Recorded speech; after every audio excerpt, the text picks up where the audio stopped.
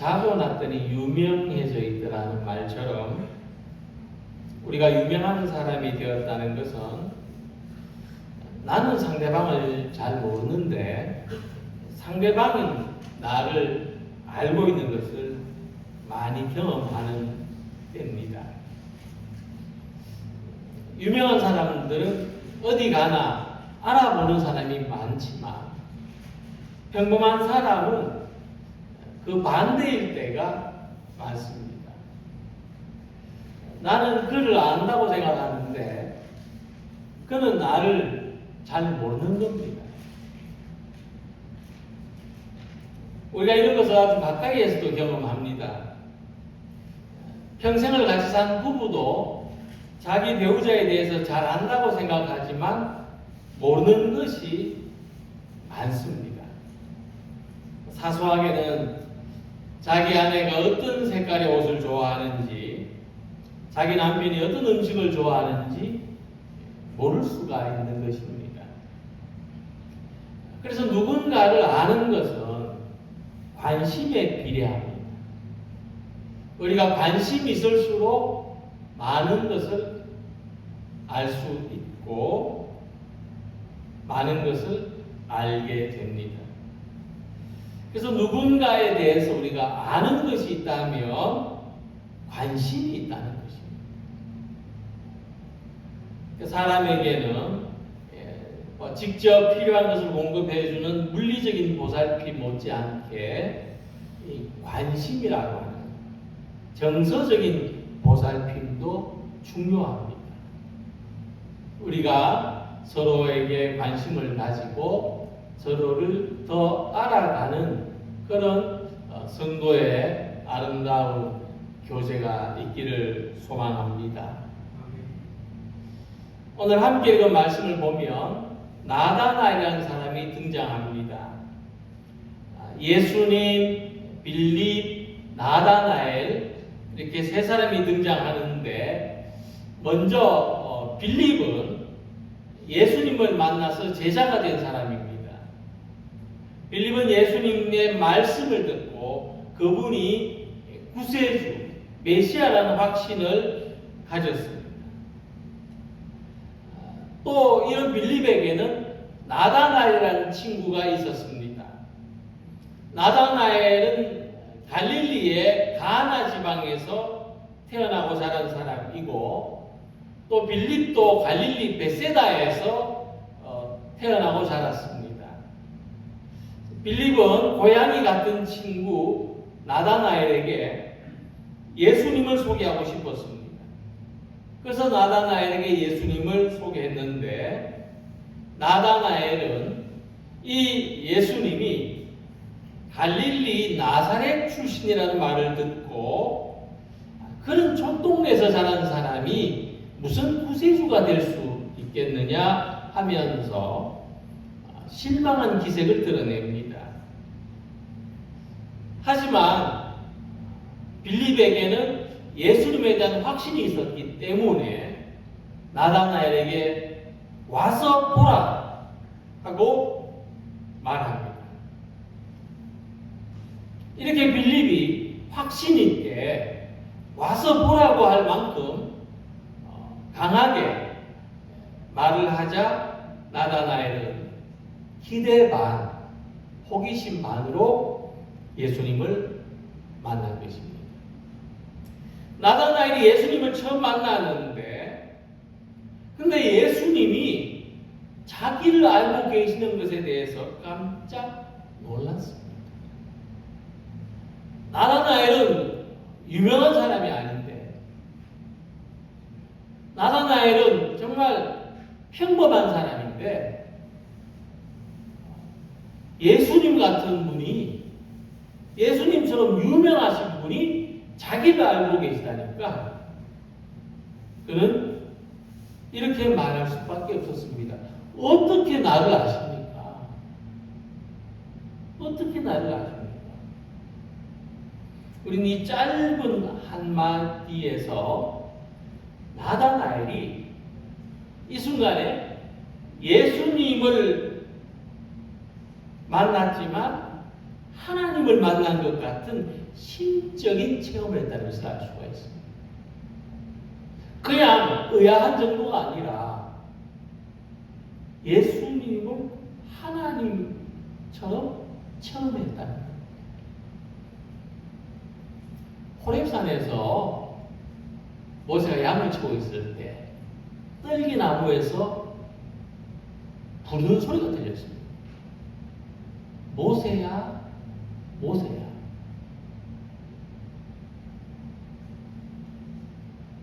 그 음성은 하나님의 소리였습니다. 하나님이 모세야라고 부르셨을 때 모세는 하나님이 내 이름을 어떻게 알고 부르셨을까 하고 심적인 경외를 가졌습니다.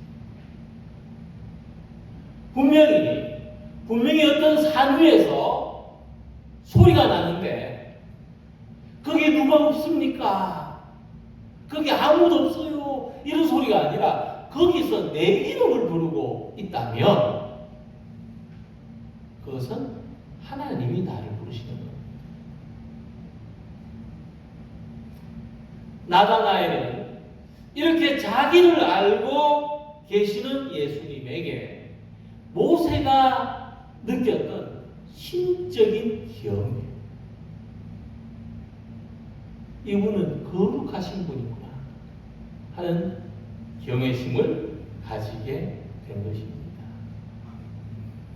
예수님에 대한 우리의 심적인 경외, 예수님을 거룩하신 분으로 만나는 경험, 그것은 예수님이 우리를 아시는 것입니다.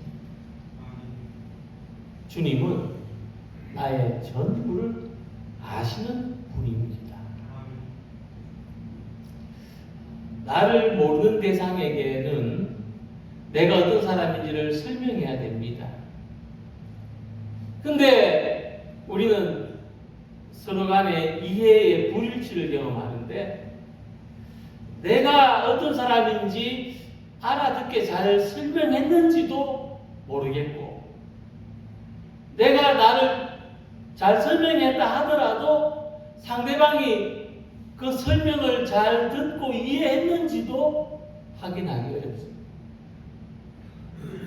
그럼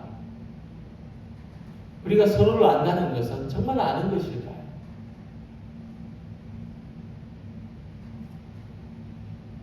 주님은 이미 나를 아신다고 했습니다.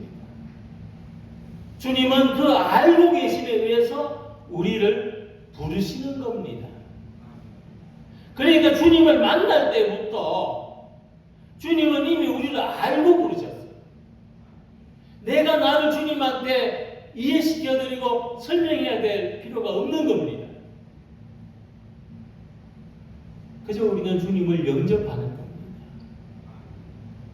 나를 알고 계시는 주님을 영접하는 것으로 주님과 우리 사이에 신앙의 관계가 형성이 됩니다. 오늘 본문에 다가온 나다나엘의 경험과 같이 예수님이 나를 먼저 아시고 예수님이 나를 먼저 보고 계셨다는 믿음으로 주님과 더 깊은 만남 속에 살아가는 성도님들이 되시기를 소망합니다. 말하자면 우리 모두는 만남을 기다리는 사람들입니다. 오늘도 우리는 만남을 기다리고 만남을 기대하고 여기에 있습니다. 공부하는 사람은 선생님을, 취업을 준비하는 사람들은 직장을, 장사하는 사람들은 손님과 만남을 기다립니다. 우리의 삶은 만남이 더 좋아져야 됩니다. 더 좋아지는 만남을 통해서 더 성숙해집니다. 그 중에서도 우리는 인생 최고의 만남을 기다리는데 바로 그 만남은 예수님을 만나는 겁니다. 우리 인생의 최고의 만남입니다. 예수님과의 만남은 우리의 운명을 변화시키고 예수님과의 만남은 우리 모든 것을 변화시킵니다. 예수님을 만난 나다나엘에게 어떤 변화가 있었을까? 가장 먼저 나다나엘에게는 편견이 있었습니다.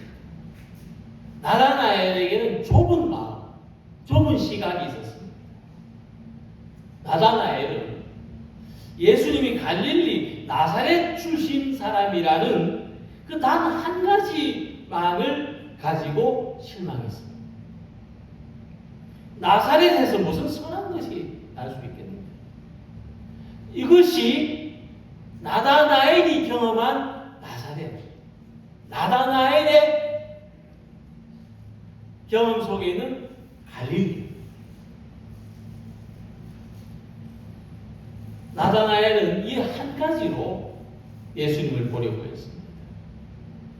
그가 세상을 바라보는 관점, 그가 자기 외에 자기 주변 세계를 바라보는 시각이 얼마나 좁았는지, 바늘구멍으로 세상을 보고 있었다는 것을 알게 해줍니다. 그런데 이 대화에는 드러나지 않은 한 가지 사실이 있습니다. 나다나엘 또한 갈릴리 출신의 사람이었다는 겁니다. 나다나엘은 자기도 갈릴리 출신이면서 갈릴리 출신의 예수님에 대해서 편견, 의심을 가지고 있었다는 것을 보여주고, 그것은 나다나엘이 자기 출신에 대해서 어떤 열등감이 있지 않았는지를 짐작하게 합니다. 나다나엘처럼 우리도 편견이 있습니다. 우리는 자기의 그 한 가지 시각에 의해서 세상을 바라볼 수 있고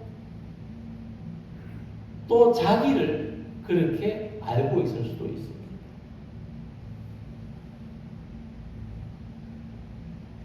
특히 우리를 왜곡되게 하는 시선, 좁아지게 하는 시선은 상처입니다. 그것은 죄에 대한 경험이라고 할 수도 있습니다. 우리가 상처가 있는 사람이라면 우리는 그 상처로만 자기를 보게 됩니다. 우리가 죄의 경험이 있는 사람이라면 그 죄의 경험으로 자기를 보게 되는 것입니다. 그러나 예수님은 그의 상처나 부족함으로 나다나엘을 규정하지 않으십니다. 보라, 이는 참으로 이스라엘 사람이라. 그 속에 간사한 것이 없도다. 예수님은 오히려 그의 중심과 그의 진실성과 그의 순수함을 보셨습니다. 나다나엘이 자기 스스로는 볼 수 없는 모습들이었습니다. 사람은 겉모습으로 스스로를 규정하지만 주님은 속사람을 보신다는 것입니다. 주님이 속사람을 보셨다는 것은 나다나엘이 완전한 사람이라는 의미는 아닙니다. 이미 나다나엘은 자기가 부족하고 상처가 있고 죄에 약하다고 하는 이런 어떤 종류의 열등감이나 죄책감을 가지고 있습니다. 그리고 나다나엘이 자기를 바라보는 시선은 어느 정도 사실일 수도 있습니다. 그러나 예수님은 나다나엘이 자기를 바라보는 것과 다르게 나다나엘을 바라보시고, 예수님은 우리가 나를 바라보는 것과 다르게 나를 바라보시는 겁니다. 그는 어떤 음모나 속임 없이 순수하게 하나님을 믿는 사람이었고, 비록 연약함은 있지만 그 마음의 중심에 정직하고 순수한 신앙이 있다고 하신 말씀입니다. 그래서 주님은 우리를 그 사람으로만 바라보지 않으신다. 죄에 대한 기억이나 상처로만 우리를 판단하지 않으신다. 우리가 주님 앞에서 숨기고 싶어하고 부끄러워하는 모습으로 바라보지 않으시고, 어쩌면 내가 나에 대해서 알지 못하는 전혀 새로운 시선으로 우리를 바라보신다는 것입니다. 그러므로 사람들이 날 때부터 앞을 보지 못하는 사람을 주님 앞에 데리고 왔습니다. 그들은 자기가 보는 대로 물었습니다. 선생님, 이게 누구 죄 때문입니까? 그러나 예수님은 전혀 다른 시각으로 그를 보셨죠. 그것은 그의 죄나 그의 부모의 잘못이 아니라 하나님이 그에게서 하실 일을 나타내고자 하십니다. 이처럼 우리는 하나님을 향한 선하고 순수한 믿음의 사람, 우리 속 사람으로 하나님과 만나기를 원합니다. 신앙에서 아주 중요한 것은 만남입니다. 신앙은 만남의 경험입니다. 하나님과의 만남, 이웃과의 만남, 나 자신과 내가 만나는 겁니다. 그것은 그 사람이 만나는 것이 아니고 속 사람이 만나는 겁니다.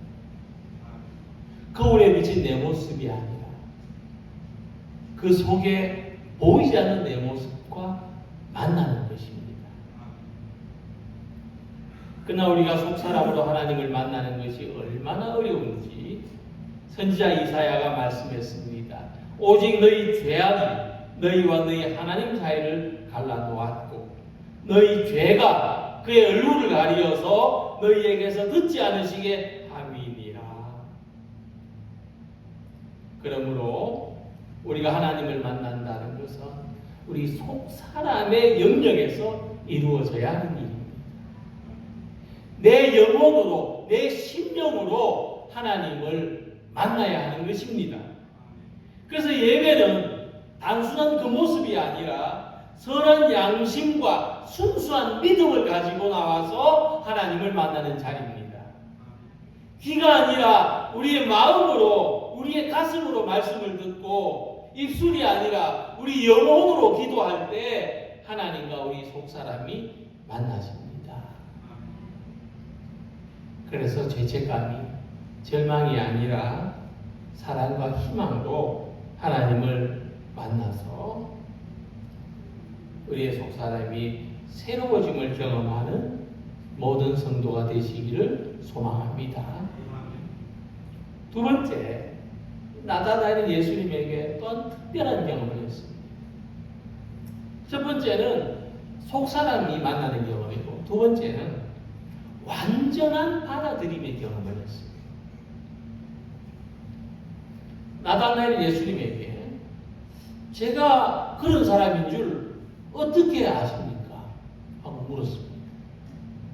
정말 예수님이 말한 내가 참 이스라엘 사람이고 내 속에 간사함이 없다는 걸 어떻게 아십니까?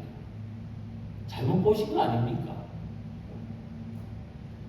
그래서 예수님이 이렇게 말씀하셨습니다. 빌립이 부르기 전에 네가 무화과 나무 아래 앉아 있을 때 보았노라. 나다나엘이 예수님을 주님으로 영접하게 된 결정적인 이유는 바로 이 말씀 때문이라고 봅니다. 예수님이 그를 보았다는 거 단순히 보았다는 것이 아닙니다. 나다나엘의 마음을 보셨다는 거죠. 그가 하나님을 사모하는 진심까지 보셨다는 겁니다. 나다나엘은 예수님은 다르시구나. 예수님은 나의 모든 것을 알고 계시는 하나님이시구나. 확신했던 것입니다. 그래서 주님은, 오늘도 우리를 만나시는 주님은 내가 누군지를 알고 싶어서 만나시는 것이 아니고 나를 아시기 때문에 만나십니다.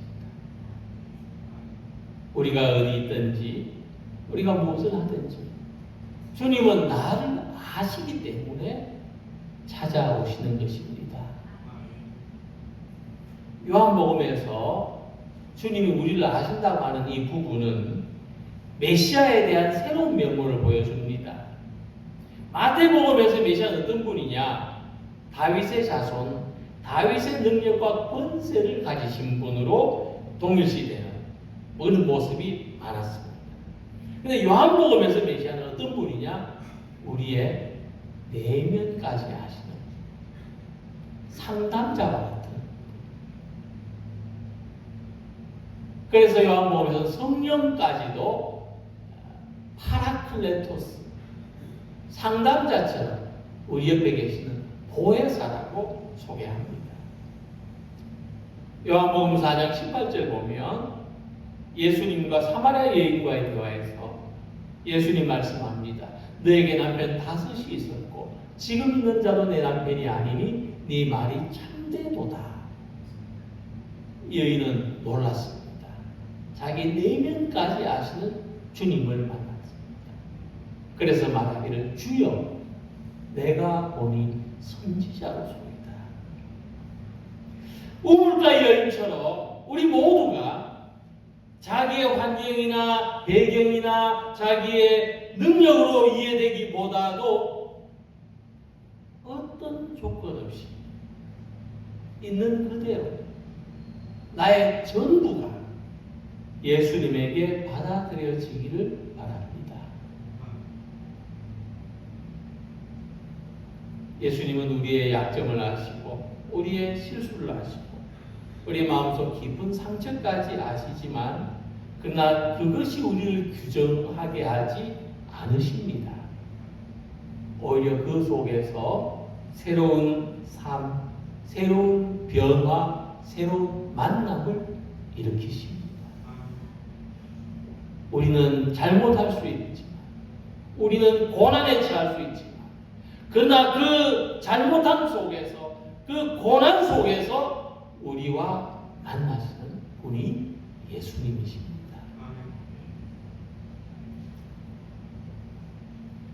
그래서 성경에서 죄인으로 표현된 사람들은 사람들에게서 많은 상처를 받았지만 예수님 앞에 나왔을 때 예수님은 그들을 정죄하지 않으셨습니다. 오히려 의인이라고 부르던 바리새인들과 사두개인들이 예수님을 멀리했고 죄인으로 불리던 사람들이 예수님 곁에 더 가까이 왔습니다.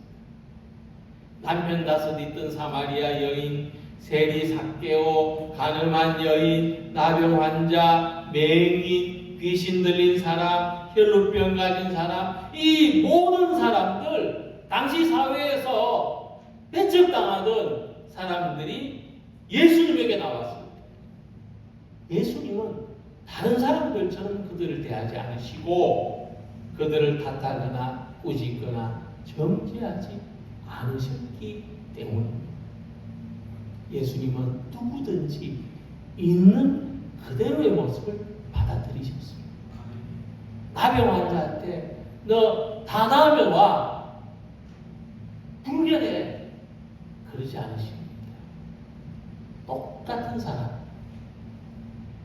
근데 그 받아들임이 죄인으로 불리는 사람들을 회복과 변화로 이끄셨습니다. 나다나엘이 어떤 마음으로 그날 그 무화과 나무 아래 앉아 있었는지 우리는 알 수 없습니다. 다만 우리가 말씀을 통해 짐작할 수 있는 것은 아마도 나다나엘은 그 무화과 나무 아래에서 하나님께 간절히 기도하고 있지 않았을까? 하나님께 무언가를 자기의 속 사정을 하나님과 이야기하고 있지 않았을까? 그냥 쉬려고 무화과 나무 아래 앉았던 것은 아니었다는 것입니다. 우리의 무화과 나무 아래가 있습니다. 지난 한 주간 동안 우리는 어떤 무화과 나무 아래에 있었습니까? 내가 홀로 있다고 느끼는 시간. 병원 침대에 누워있을 때 감당할 수 없는 사건, 사고를 만났을 때 삶의 위기, 문제라고 여기는 상황에 처해 있을 때 예수님은 그때 우리를 보고 계셨습니다. 예수님은 그때 나와 함께 계셨습니다. 신앙은 결국 보이지 않는 자리에서 결정됩니다. 예수님은 나의 모든 문제, 나의 모든 일들을 누구보다도 먼저 알아보시는 우리의 구원자이십니다. 이 보이지 않는 자리에서의 신앙, 내가 의식하지 못하던 순간에서의 믿음, 주님이 가지신 이 사랑의 눈길을 느끼는 믿음이 있으시길 바랍니다. 이 경험이 우리로 하여금 다르게 생각하게 하고 다르게 결정하게 하고 다르게 살아가는 변화를 향해서 나아가도록 합니다. 오늘도 우리를 완전히 받아들이시는 분, 우리를 판단하거나 정죄하지 않는 분, 용서와 이해만 가득하신 분, 예수님으로 말미암아 그 예수님의 완전한 받아들임을 경험함으로 말미암아 우리의 삶이 나아지는 방향으로 나아가기를 우리 모두가 되시기를 바랍니다. 나다나엘은 자기 모든 것을 이미 알고 계시는 예수님에게 놀람을 감추지 못했습니다. 랍비여, 당신은 하나님의 아들이시요, 당신은 정말 이스라엘의 임금이십니다. 나다나엘이 이상의 말을 할 수가 없었어요. 예수님을 주님으로 믿는 그 고백을 할 수밖에 없었습니다. 예수님이 원해서 그렇게 말한 것이 아니라 그것 말고는 다르게 예수님에 대해서 말할 수가 없었습니다. 나다나엘의 믿음을 보신 예수님은 그가 더 확고한 믿음을 가질 수 있도록 말씀하십니다. 내가 너를 무화과 나무 아래에서 보았다 함으로 믿느냐? 이보다 더 큰 일을 보리라. 하늘이 열리고 하나님의 사자들이 인자 위에 오르락 내리락 하는 것을 보리라. 우리도 이 나다나엘과 같은 믿음의 과정을 겪습니다. 정말 우리 안에서 예수님을 나의 주님이시라고, 예수님을 나의 하나님이시라고, 예수님이 나의 구세주시라고 어떤 이상의 고백을 할 수 없는 그런 우리가 믿음의 경험에 왔을 때, 그런 믿음에 도달했을 때 예수님은 나다나엘에게 말씀하신 것처럼 하늘이 열리고 하나님의 사자들이 주님 위에 오르락 내리락 하는 것을 보여주실 줄로 믿습니다. 더 크고 깊은 믿음, 인지의 믿음에서 우리가 보고 듣고 하는 것을 초월하는 믿음으로 인도하실 것을 믿습니다. 자, 이 말씀은 단순히 비유적인 표현이 아닙니다. 창세기 28장에 이 이야기가 있습니다. 야곱이 베델에서 사닥다리가 하늘과 땅에 연결되는데 천사들이 오르락 내리락 하는 것을 보았습니다. 그것은 환상이었고 꿈이었습니다. 그런데 예수님은 실제입니다. 나다나엘이 예수님을 본 것은 야곱이 꿈에서 사닥다리를 본 것과 다릅니다. 예수님은 실제로 자기 앞에 계십니다.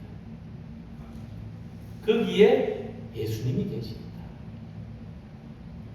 그 사닥다리가 인격이신 예수님, 역사적인 인물로 오신 예수님이시다 하는 것입니다.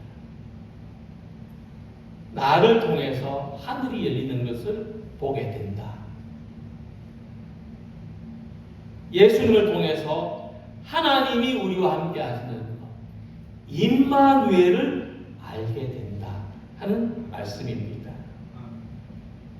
그래서 나다나엘은 빌립을 따라 예수님의 제자가 되었고, 예수님의 12제자 이름 가운데 빌립 다음에 나오는 바돌로메, 이 바돌로메를 나다나엘이 새롭게 얻은 이름으로 보는 견해가 많습니다. 나다나엘은 예수님이 말씀하신 그대로 십자가와 부활, 승천을 목격하게 된 것입니다. 그러므로 나다나엘이 본 것은 예수님을 통해서 하늘이 열리는 새로운 세계입니다. 이와 같이 예수님을 주님으로 고백하는 우리들도 예수님을 통해서 하늘이 열리는 것을 보게 되는데, 곧 하나님 나라의 임재와 하나님의 사역을 경험하게 되는 것입니다. 오늘도 주님과 동행하는 성도들에게는 하나님이 일하시는 것이 보일 줄로 믿습니다. 하나님의 약속이 이루어지는 것이 보이고, 하나님의 능력이 우리 삶 가운데 임하는 것이 보이는 것입니다. 우리가 예수님을 깊이 만날 때 예수님은 우리의 삶을 편견이나 상처나 한계에 머무르게 하지 않으십니다. 더 큰 은혜를 주시고 더 큰 믿음으로 더 큰 사명을 향해서 나아가게 하십니다. 보라, 처녀가 잉태하여 아들을 낳을 것이요 그의 이름은 임마누엘이라 하셨으니, 이를 번역한즉 하나님이 우리와 함께 계시다 함이라. 예수님 안에서 임마누엘의 하나님을 바라보는 우리 모두가 되시기를 바랍니다. 나다나엘과 같이 우리가 주님을 만나는 자리는 우리의 삶이 정말 간절히 하나님을 만나며 잠시 멈출 때입니다. 주님을 만나는 자리는 많은 실패의 경험 속에서도 우리의 소망은 하나님께 있는 것을 알고 하나님의 은혜를 구할 때입니다. 주님을 만나는 자리는 예수님을 나의 구세주, 나의 주님, 어떤 더 이상 표현할 수 없는 그 믿음으로 영접할 때입니다. 나다나엘이 경험한 것처럼 우리의 모든 삶에서 우리가 홀로 있는 무화과나무 아래에서 임마누엘의 주님을 만나는 모두가 되시기를 바랍니다. 오늘 주님 우리에게 말씀하십니다. 나는 너를 안다. 은밀한 자리에서 나는 너를 봤다. 너는 앞으로 더 큰 일을 보게 될 것이다. 주님의 시선에 붙들린 성도들이 되시길 바랍니다. 주님은 우리를 보고 계시고 우리를 알고 계시고 우리를 부르고 계십니다. 주님의 아심 속에서 날마다 더 깊은 만남과 더 큰 은혜 가운데 살아가는 복된 성도들이 되시기를 주님의 이름으로 기원합니다. 기도드리겠습니다.